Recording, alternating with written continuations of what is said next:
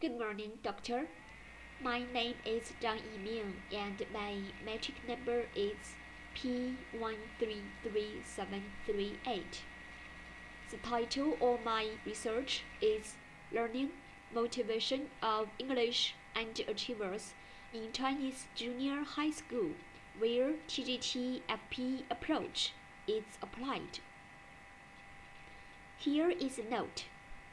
TGT refers to the team game tournament, where teams compete against each other to get the award. For each round of competition, players at the same level are selected to join in so as to ensure a fair game. The researcher modified TGT model and integrated it with flipped classroom, and thus formed a new approach called TGT-FP. This approach features cooperative learning and team competition, so it's considered to be conducive to improving learning motivation of English and achievers in Chinese Junior High School.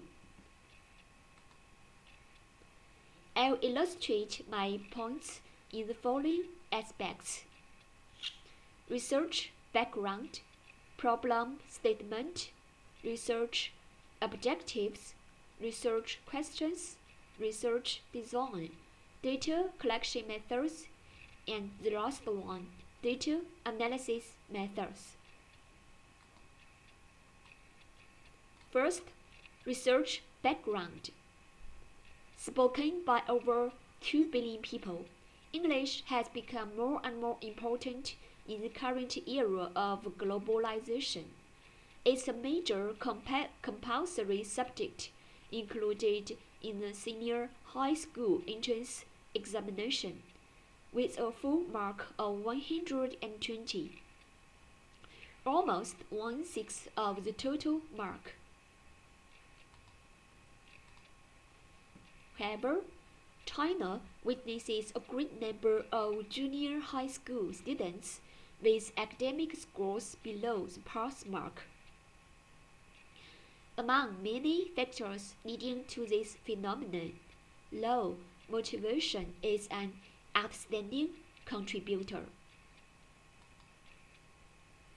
So, this research aims to examine the learning motivation as well as gender differences in learning motivation of English underachievers taught with TGT-FP approach.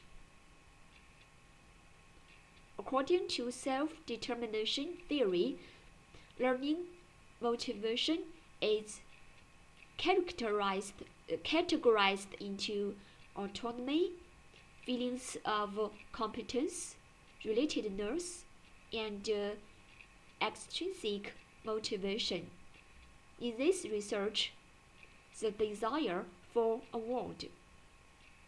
So, specifically, this research is to investigate the autonomy of English underachievers and gender difference in autonomy in learning English taught with TGT-FP approach.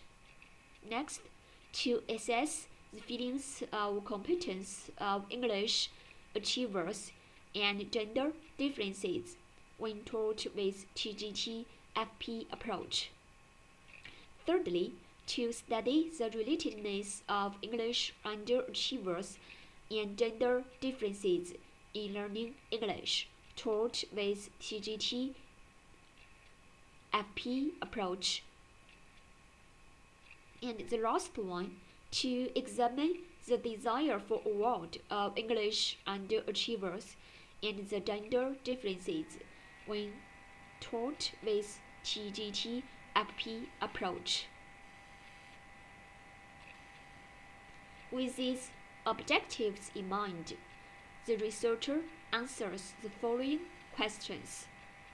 number 1 to 4 has learning motivation, including autonomy, sense of competence, relatedness, desire for a world, being improved of English underachievers when taught with TGT FP approach.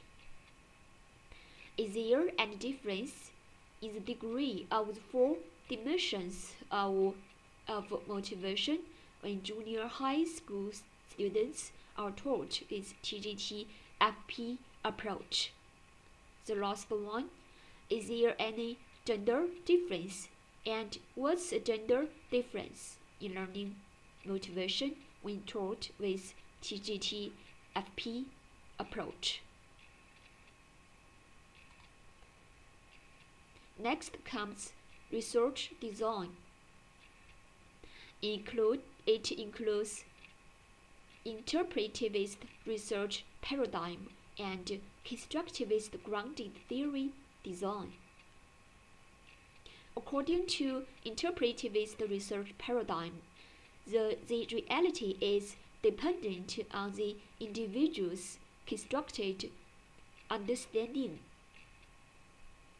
In this research, learning motivation is a totally subjective matter, so this paradigm is suitable for the research.